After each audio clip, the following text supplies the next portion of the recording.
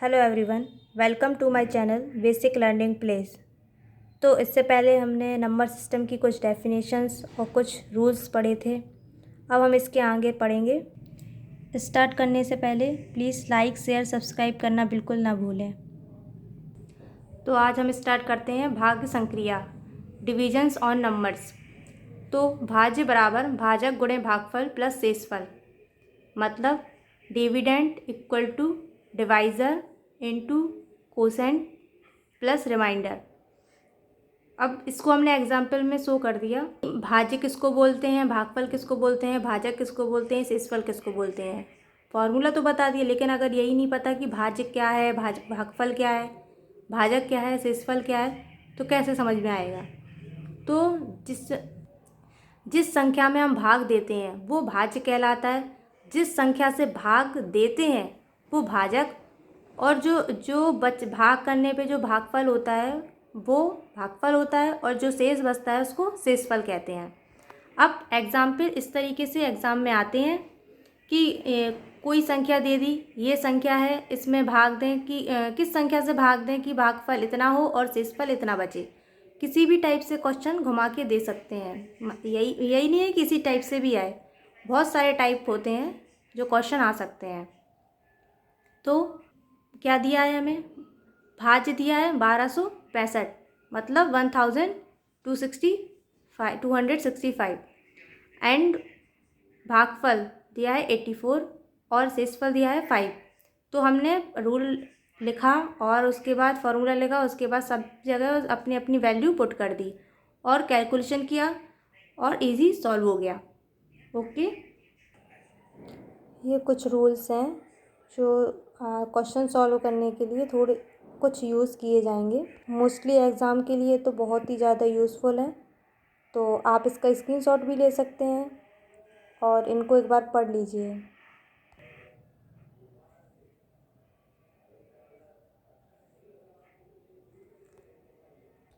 अब हम पढ़ते हैं क्रमागत संख्याओं का योगफल, मतलब कोई भी क्रमागत संख्या है, कितना भी उनके बीच अंतर हो, हम किस तरह से उनके बीच उनका योगफल निकाल सकते हैं। तो 11-12 में पढ़ा होगा कि समांतर श्रेणी, AP, GP, HP, तो उन्हीं फॉर्मूले का यूज़ किया गया है इसमें। तो L बराबर A + n-1 ब्रैकेट में इंटू डी सर्वांतर है, मतलब इन दोनों दो स्टार्टिंग के 2 वैल्यू के बीच का अंतर। A प्रथम पद, L अंतिम पद। तो L बराबर 96 जो कि अंतिम पद है, A बराबर 36 जो कि प्रथम पद है। N की वैल्यू निकालनी है क्योंकि पद हमें पता नहीं है कितने हैं। और D बराबर सर्वांतर, मतलब 36 और 42 के बीच का अंतर, 42 और 48 का अंतर, मतलब सबके बीच में 6 का ही डिफरेंस आ रहा है। ओके, उसके बाद हमने कैलकुलेशन की तो n बराबर 11 आ गया।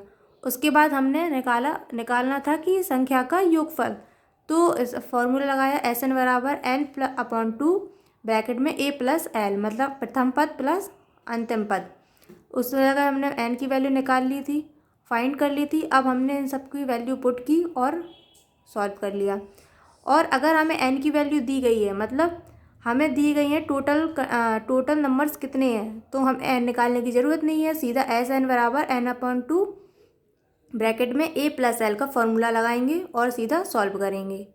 ओके, अब इस तरीके का क्वेश्चन भी आ सकता है एग्ज़ाम में कि 4 क्रमागत सम संख्याओं का योगफल इतना है, तो तीसरी संख्या ज्ञात कीजिए या दूसरी संख्या ज्ञात कीजिए, या 6 क्रमागत सम संख्याओं का योगफल या विषम संख्याओं का योगफल 36 है या 44 है या कुछ भी है, ये तीसरी संख्या, दूसरी संख्या, छठवीं संख्या ज्ञात कीजिए।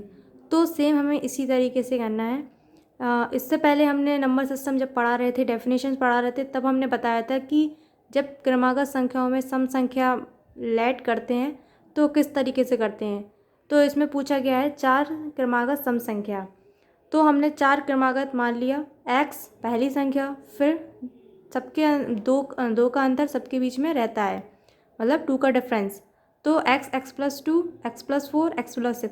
अगर पूछा जाता 4 क्रमागत विषम संख्याओं का तो भी यही मानते, क्योंकि विषम और सम में दोनों में 2 का ही डिफरेंस रहता है।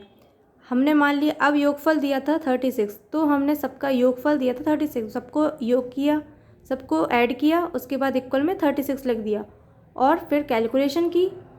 4x थे तो 4x प्लस 12 इक्वल टू 36, फिर सबको सॉल्व किया तो x बराबर 6 आ गया। उसके बाद तीसरी संख्या ऊपर मानी थी हमने x plus 2 x plus 4, x plus 4 तीसरी संख्या थी, तो तीसरी संख्या इक्वल टू x प्लस 4, फिर वैल्यू रखी x की और इक्वल टू 10 आ गया। अब यही क्वेश्चन अगर विषम भी होता तो भी यही चीज़ की जाती कि 4 क्रमागत विषम संख्याओं का योगफल या 6 क्रमागत विषम संख्या का योगफल, कुछ भी होता तो यही होता। लेकिन एक इम्पॉर्टेंट कि यदि n क्रमागत संख्याओं का योगफल ज्ञात हो, मतलब कि जैसे कि इसमें दिया गया है 4 क्रमागत संख्याओं का योगफल लेकिन तीसरी संख्या ज्ञात करनी, लेकिन अगर उसमें पूछा जाता कि 3 क्रमागत सम संख्याओं का योगफल 36 है, तो हम 36 में 3 का डिवाइड कर देते और बीच की संख्या ज्ञात करनी हो। अगर बीच की संख्या मतलब ठीक बीच वाली संख्या ज्ञात करनी हो तो योग बराबर जितनी भी संख्याओं का योगफल होता उसको हम डिवाइड कर देते, जैसे कि। लेकिन याद रहे कि विषम संख्याओं का ही होता है, जैसे कि 3 के 4 की जगह 3 होता या 5 होता या 7 होता या 9 होता 11 होता, तभी हम ठीक बीच वाली संख्या ज्ञात कर सकते हैं। तो ये एग्ज़ाम्स के लिए बस एक ट्रिक टाइप में है, वरना अगर हमें याद नहीं है ये चीज़ तो हम इस तरीके से भी इसको सॉल्व कर सकते हैं। अब एग्ज़ाम में पूछा जा सकता है कि 1 से लेके n तक क्रमागत संख्याओं का वर्गों का योगफल, तो इसका फॉर्मूला होता है n plus 1 into 2n plus 1/6। फिर ये भी पूछ सकता है कि सम संख्याओं के वर्गों का योगफल और विषम संख्याओं के वर्गों का योगफल, दोनों का योगफल बराबर होता है n plus 1 into n plus 2/6। फिर पूछा जा सकता है कि n 1 से लेके n तक 1 to n तक पूर्णांकों के घनों का योगफल, तो ये भी पूछ सकते हैं। तो इसका भी फॉर्मूला ये होता है n प्लस 1/2 होल स्क्वायर।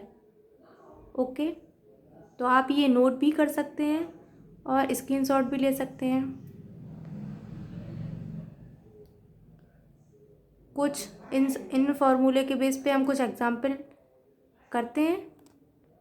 पहले हमने यही वाला एग्जाम्पल ले लिया कि संख्याओं के वर्गों का योगफल, उसके बाद हम सम विषम लेंगे और फिर क्यूब वाला लेंगे।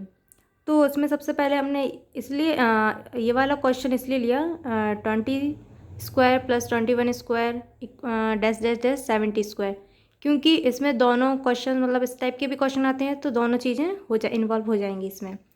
तो सबसे पहले हमने 1 से लेके 70 का तक फार्मूला पढ़ा हुआ है, तो हम वही फार्मूला यूज़ करके पूरा 70 तक इसी फार्मूले में रख के इसकी वैल्यू निकाल लेंगे।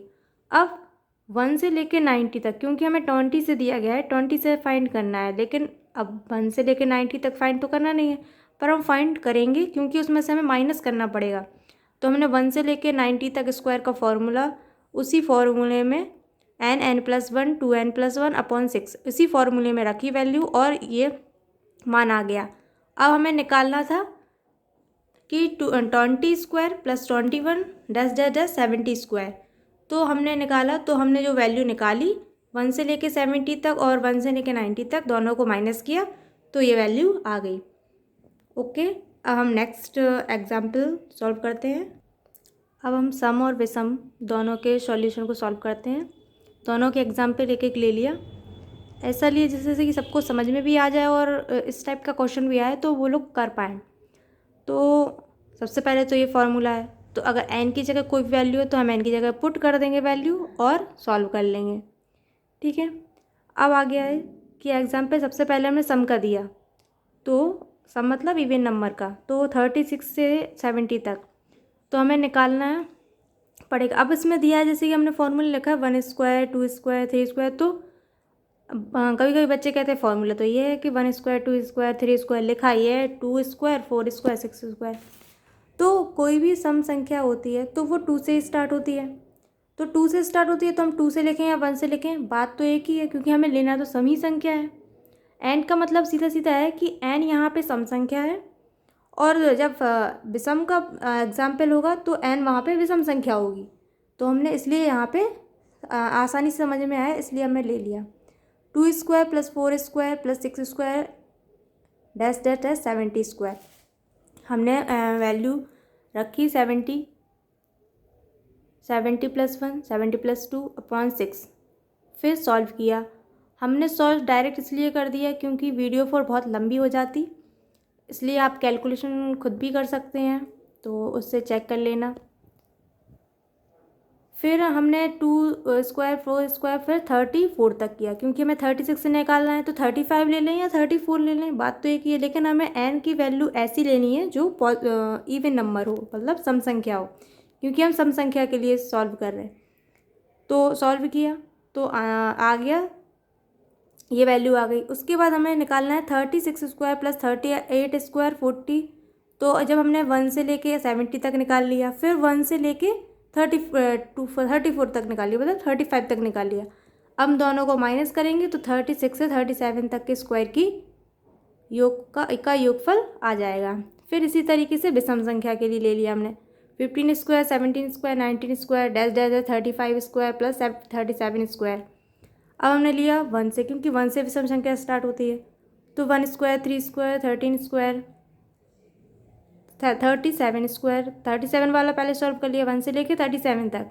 फिर लिया हमने 1 से लेके 13 तक, इसको सॉल्व किया और फिर हमने दोनों को माइनस कर दिया, तो आ गया ये। तो इसी तरीके से हम इन क्वेश्चंस को सॉल्व कर लेंगे एग्ज़ाम में जब आएंगे। अब हमने एक और एग्जाम्पल ले लिया क्यूब वाला। तो जैसे कि क्यूब वाले में आ जाएगा 15³ + 16³ 17³ डैश डैश डैश 60³। तो अब हम वही फार्मूला लगाएंगे जो हमने फार्मूला बताया था कि n+1 साइड में लिखा हुआ है n+1 अपॉन 2 का होल स्क्वायर। तो यही हमने फार्मूला लगाया और वैल्यू पुट कर दी। n लास्ट वाला संख्या होता है, मतलब जितनी संख्या होती है, n टोटल संख्या, तो लिख दी। तो 60 तक हुए, तो 60 पुट किया, उसके बाद कैलकुलेशन की तो ये आया। उसके बाद हमने लिखा 1 से लेके 14 तक, 1 से लेके 14 के क्यूब का योग निकाला तो ये आ गया। ठीक है, 14 तक निकाला तो 14 पुट करेंगे, 60 तक निकाला तो 60 पुट करेंगे।